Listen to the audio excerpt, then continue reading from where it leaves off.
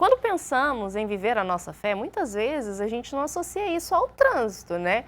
Mas a verdade é que, como cristãos, todos nós somos chamados a viver a nossa fé em todos os aspectos da nossa vida, inclusive atrás do volante, viu? O trânsito, ele é um ambiente onde podemos mostrar amor ao próximo, praticar a paciência, que a gente tanto falou aqui, né, Rafa? E exercitar o perdão, não é mesmo, Rafa? Com certeza, Vanessa. Bom, olha só, no trânsito, nós somos desafiados a sermos compassivos, tolerantes e a respeitar o próximo, mesmo quando as situações parecem totalmente estressantes. Mas nem sempre é fácil. E é sobre isso que a gente vai conversar agora com o Padre Samuel Fidelis, pró-reitor do Santuário Basílica Nossa Senhora da Piedade. Boa tarde, Padre Samuel. Seja bem-vindo mais uma vez aqui no Sala de Estar. Boa tarde, Rafael. Boa tarde, Vanessa. Boa tarde quem nos acompanha. É um prazer estar aqui nessa nossa sala. Coisa boa. Padre, eu acho que a pergunta que todo mundo quer fazer é: a espiritualidade pode nos ajudar a sermos mais santos no trânsito nosso de cada dia? Essa eu vou anotar. Com certeza. E eu a todo tempo vou me confrontando com isso também, porque dirijo o tempo inteiro, né? Aí tem horas que eu tenho que falar assim, sou um padre. Não posso aqui mandar ninguém pro inferno. Agora não, né? Inferno é outro departamento jurídico. Não é minha área, né?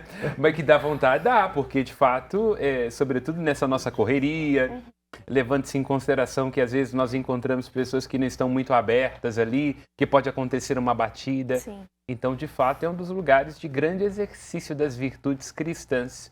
Sobretudo, diria, sabedoria, paciência. Fato. Falando disso mesmo, como que a gente mantém a sanidade mental e espiritual? Tem alguma dica que a gente pode levar dos aprendizados que a gente tem, principalmente com Jesus, né? Sobre isso, Padre? Então, eu diria assim, uma das coisas que a espiritualidade nos traz é que a gente tem que estar numa presença plena, em plena posse de si. Isso é muito forte no cristianismo e também em outras tradições, como o caso do budismo. E presença plena significa também não medo. O budismo traz muito essa perspectiva. Então eu diria que conhecer-se, não assustar-se consigo mesmo, ter certa temperança ou certo domínio dos próprios sentimentos e das próprias emoções, para que nas situações próprias do trânsito, que a contingência, ali uma surpresa, ou um desencontro, ou uma fechada, a ausência de uma seta, não nos roube de nós. Acho que o desafio é esse. Nós estamos o tempo todo com urgências, tendo que ir para lá e para cá, tendo que dar conta de ganhar a vida, e por isso nos perdemos. Então, nessa urgência, ter tempo para encontrar aquilo que é importante. Então, a oração poderá ajudar muito nessa perspectiva. Uma técnica que eu uso muito, a música que nós vamos escutando enquanto a gente dirige, altera nosso estado de consciência. E uma presença plena de que ali naquele momento há uma responsabilidade. Portanto, que o divino seja nosso companheiro ali no trânsito, né? Um pouco mais São Cristóvão e um pouco menos São Miguel Arcanjo. Quer dizer, mais a companhia dos santos, no sentido de que tudo que eu faço como cristão. E é como aquela frase de mulher de caminhão, não corra mais que seu anjo da guarda pode te alcançar. Então, não vamos decepcionar os anjos e o próprio Espírito Santo com o qual fomos marcados quando estamos no trânsito. Dirigimos como cristãos. Isso é importante. Com certeza. E aí, aproveitando, né, a fala do senhor, eu já queria pegar um gancho para saber como que o cristianismo vê essa responsabilidade individual, né? Ao longo de todo o programa a gente está falando sobre os agentes do trânsito, no sentido de os atores que estão ali nessa dinâmica. Os motoristas, claro, mas os pedestres, os ciclistas, os motociclistas, os passageiros também, né, Rafa? Enfim, todos nós estamos inseridos nessa dinâmica. Como que o cristianismo vê a responsabilidade individual de cada um nessa dinâmica, padre? Então, o cristianismo tem uma preocupação muito grande com o próximo. E esse próximo, no ambiente do trânsito, se materializa como o pedestre, como aquele que está dirigindo junto comigo. Então, a lei, e o cristianismo está muito ligado nas suas bases judaicas, a lei que se torna graça no Novo Testamento, ela tem a ver com a preocupação com o terceiro.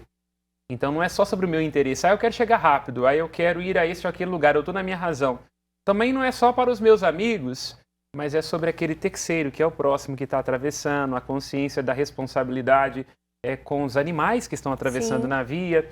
Então, o cristianismo desperta para esta ideia de que existe um próximo. Então, a lei no sentido de resguardar a vida do outro, a integridade do outro, a lei como um compromisso que eu tenho que ter para além dos meus próprios interesses.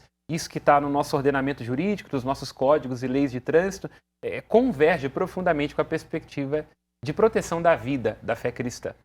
É o que a gente tem que ter em todos os ambientes, incluindo no trânsito, Incluindo no Com trânsito. certeza. E como a gente está falando aqui ao longo do programa, o trânsito está com a gente o dia inteiro, né? A gente está ali em vários momentos do dia. Se a gente Sim. precisar de fazer qualquer coisa, a gente vai estar ali presente. Bom, Padre Samuel, você vai continuar aqui com a gente respondendo algumas perguntas sobre esse tema, mas agora as dúvidas é do pessoal de casa e das ruas. É a hora do quadro Padre Nosso.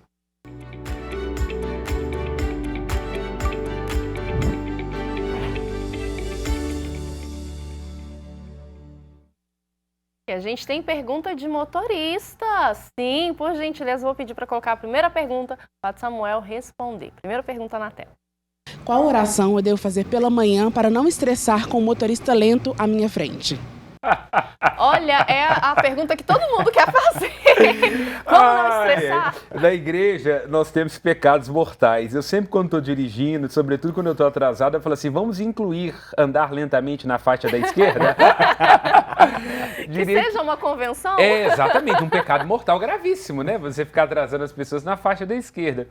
Mas eu diria que a oração principal nesse aspecto é essa consciência que é aquela do Pai Nosso, né?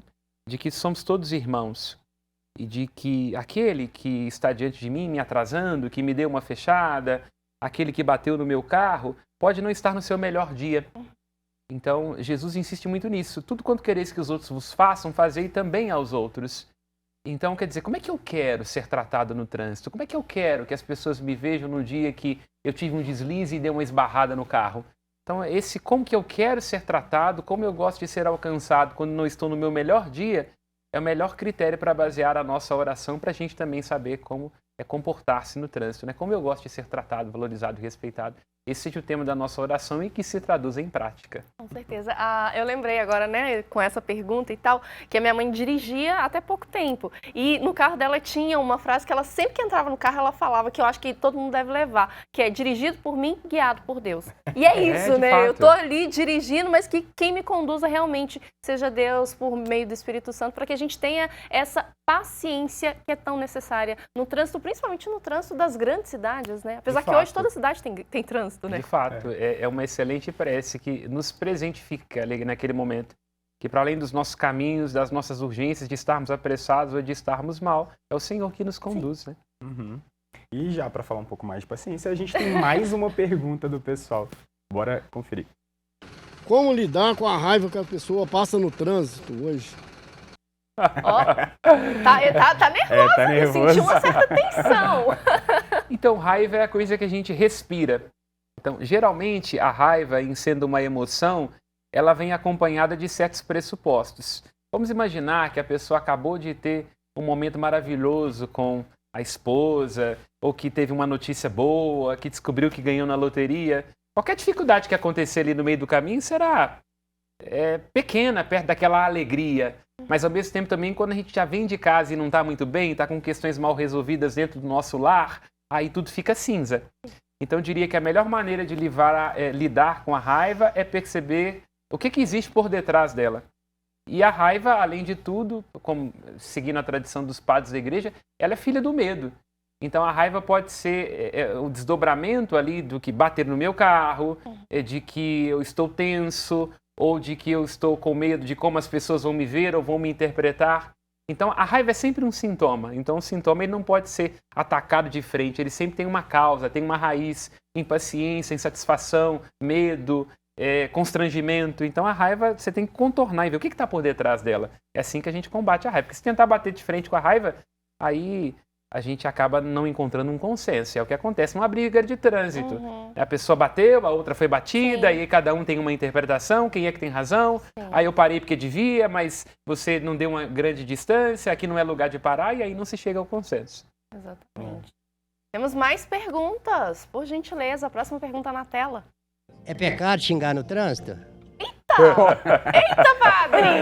Ai. Curto Ué, e grosso, depende né? do palavrão. Curto e grosso. Depende do palavrão, né? Na verdade, como diz, a ira, ela é um sentimento, ou ela é uma emoção, podemos dizer assim. Então, ali naquele primeiro momento, o ímpeto, ele não é um pecado. Nós temos vários momentos nos evangelhos onde Jesus fica um pouco impaciente, ele briga lá com o pai que estava querendo a cura de um menino, ele chama Pedro de Satanás. Então, quer dizer, há momentos que ali naquele ímpeto, a raiva você se coloca para fora. Agora o desafio é ser devolvido a si mesmo.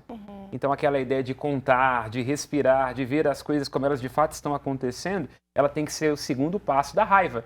Que a raiva, enquanto afetação, é um sentimento natural e nós não temos controle do sentimento, porque ele está condicionado ao nosso temperamento, ele está condicionado ao nosso dia, ele está condicionado à própria tensão daquele momento ali. Então, enquanto ímpeto, inevitável. Agora, o que eu faço com essa emoção sendo trabalhada como sentimento para que ela não seja ressentimento e não me leve a cometer um crime, inclusive, como pode acontecer num trânsito?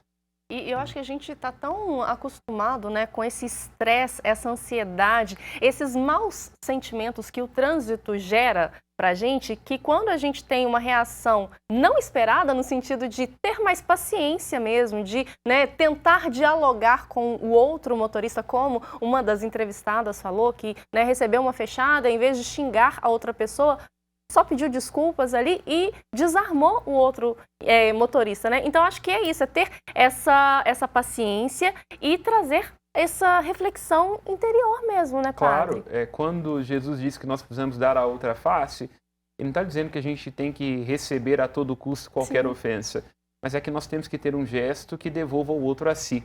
Então, ali naquele momento, o ímpeto seria de dizer sobre as suas razões, mas a gentileza, a gente vai resolver, tempo seguro, a gente dá um jeito, tudo isso devolve o outro a si mesmo e você foge daquela situação de confusão que poderia ter um desdobramento catastrófico, como acontece de crimes e violências, às vezes até quando a pessoa está em posse de alguma arma, isso pode levar a um dano irreversível. Sim, a gente não sabe quem está do outro lado, né? Claro, então é muito necessário ter essa prevenção. Tem mais pergunta, né, Rafa? Com certeza. Temos mais uma pergunta, bora conferir. Olá, Padre Samuel, aqui é a Daiane. A minha pergunta é a seguinte: quando alguém te fecha no trânsito, o senhor fica bravo? Foi direta pro senhor. Foi direta, hein? Foi direta. Claro, sim, mas quero dizer, Daiane, que menos do que a minha mãe. Ela fica muito mais brava. Eu, via de regra, fico bravo mais do que fechada, até que fechada eu entendo com um pouco mais de tranquilidade, porque eu entendo que às vezes a pessoa está distraída, por aí vai, né? Para mim, o que é difícil é o lento na faixa da esquerda. Mas olha só, não tem a ver com o outro, tem a ver comigo. Como eu estou o tempo todo tendo que correr para lá e para cá, eu estou com pressa, né? Dirijo sempre com segurança. Graças a Deus, nunca bati o carro, né? Eu corro, mas assim, dentro daquilo que é o limite de velocidade, por aí vai, sem colocar ninguém em risco. Mas aí é difícil, quando você está numa faixa da esquerda ali, num anel, aquela coisa, a pessoa está travando. Então ali naquele momento eu tenho que respirar um pouco mais a individualidade e eu tenho que rezar assim, meu Deus, o que o senhor faria? Exceto com Sodoma e com Gomorra. Seus momentos vai ser, entendeu? É outro momento, né? Porque se aí falar de Sodoma e Gomorra, aí eu quero acelerar o carro para cima. Passa por cima. Mas de fato é isso, olha, perceba, toda vez que algo nos inquieta e nos provoca, nós estamos dizendo também de nós. Como eu falo, assim, olha, quando a gente diz que um sapato está apertado, nós também estamos falando do tamanho do pé. Então essa é a regra no trânsito. Quando o outro me fechou, eu tenho que me perguntar o que existe por detrás desse ressentimento, dessa ira, desse ímpeto de agressividade. E é isso que ajuda a gente a se acalmar. Você no trânsito é o Lewis Hamilton brasileiro? Você está acelerando sempre, você fecha todo mundo? Como é que é você dirigindo no dia a dia? Assim, com toda sinceridade, sem hipocrisia mesmo, eu procuro ser muito zeloso no trânsito, no sentido de ter atenção. Lembro meu pai sempre me falando, muito cuidado com as crianças, né? Procuro ser sempre muito respeitoso com relação à questão de limites de velocidade, ultrapassagens e por aí vai, né? Vou dizer que perfeito, porque uma vez ou outra a gente acaba cometendo um deslize, às vezes a gente vai ali, acelera um pouco mais, mas eu procuro ser muito respeitoso, sobretudo preocupado com quem está diante de mim, com quem pode ser prejudicado. Tanto que, modéstia à parte, até ontem nunca bati o carro. Quer dizer, já arranhei, porque sou um péssimo para estacionar, por isso estaciono com muita lentidão. Né? Como motorista, sou um excelente padre, mas nunca bati um carro. Então, quer dizer, eu sempre, mesmo com pressa, dou a distância, procuro tomar cuidado, estar muito atento a quem está comigo. Até motoqueiro, porque é uma classe difícil, né? Às vezes possuída pelo giraia. Eu falo, meu Deus do céu, essa criatura veio do inferno. Olha onde é que isso aqui surgiu. Tá vendo que a minha coluna está me dando um ponto cego, não?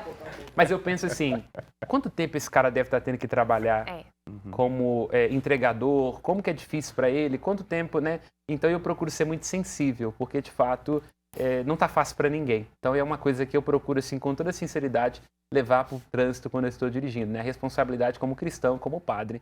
É mesmo porque, dependendo do que eu fizer, eu saio do carro de clergyman, aí eles vão falar assim, tá vendo? É por isso que a igreja não vai para frente. A gente precisa ter mais empatia mesmo, né, Claro, padre? Se colocar empatia. no lugar do outro e pensar mesmo, né? Às vezes a outra pessoa só não está tendo um dia tranquilo, como às vezes a gente também não está tendo um dia tranquilo, não está tendo um dia bom, mas que isso não reflita no trânsito, porque tem tanta gente envolvida, né? Então Exatamente. é muito complicado. Muita coisa e a gente- envolvida, quer dizer, Exatamente. eu gosto às vezes quando nós vemos essas frases que estão ali, né? Em moto, carro e por aí vai, quando a pessoa coloca assim, né? Que tem alguém esperando em casa por ela, ou alguma Sim. menção aos filhos que estão ali dentro do carro. Então, eu tenho sempre muito essa responsabilidade. Já teve vezes de ser batido, por exemplo, eu ando sempre muito em horário de pico, e lembro uma das vezes que o cara bateu, o carro amassou meu carro inteiro. E aí a filha estava sentada atrás, a primeira coisa que eu perguntei para ele assim, sua filha está bem? Então, quer dizer, o dano ali na hora, o que aconteceu, mas o que é importante é a filha. Eu falei, não, vai lá, resolve a questão com ela, depois a gente conversa com o seguro, né? Então, acho que essa empatia é importante.